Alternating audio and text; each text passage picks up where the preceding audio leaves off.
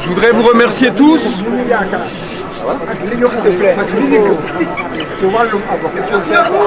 Il y a un avocat qui n'a pas arrêté de parler encore. Qui continue sa plaidoirie. Voilà. Venez Clédor, venez.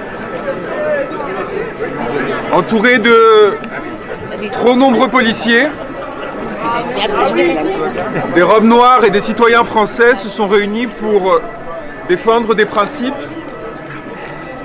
et tenter d'abattre une machination parmi trop d'autres, trop nombreuses, qui en l'occurrence tentait de s'abattre sur moi. Je tiens à vous dire que si nous sommes là tous, parce que les confrères qui ont plaidé ce jour, avec des mots qui m'ont ému aux larmes, et qui devraient émouvoir chacun des Français qui ont eu la chance d'y assister, parce qu'ils montrent les liens qui demeurent malgré les malaisances, les malfaisances de nos dirigeants.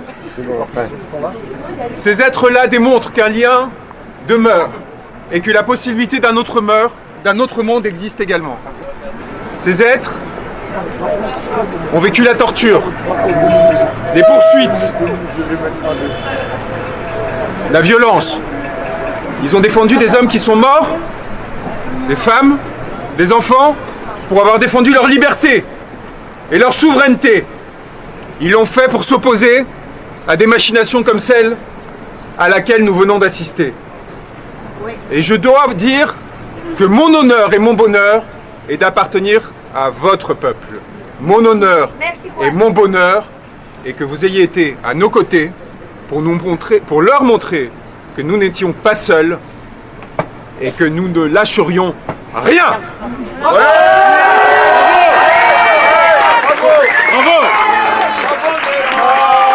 On est là, même si là qu'on ne veut pas, mais on est là. Pour le bonheur de travailleurs et pour un monde meilleur, même si Macron ne veut pas, mais on est là. On est là, on est là. Même si Macron ne veut pas, nous on est là. Pour le bonheur des travailleurs et pour un monde meilleur, même si Macron ne veut pas, nous on est là. Avant de laisser la parole à mes confrères, je veux à travers vous m'adresser à la France, qui est un pays qui tremble, qui s'inquiète.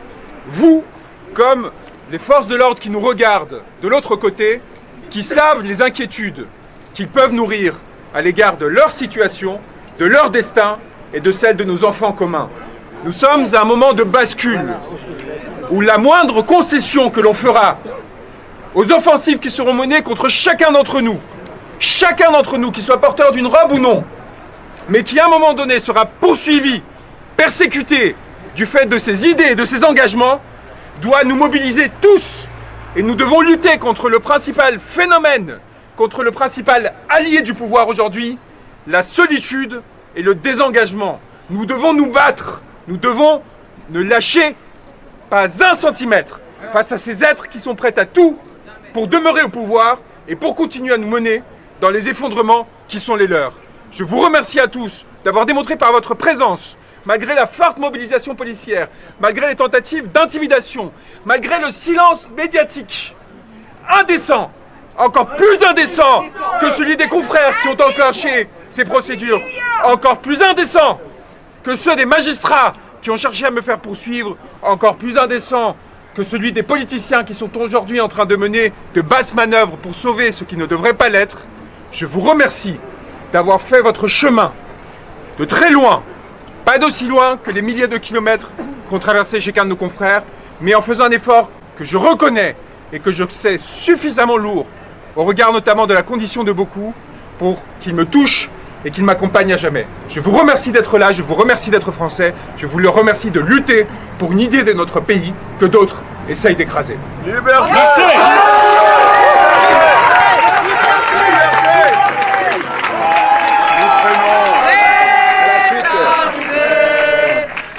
À la suite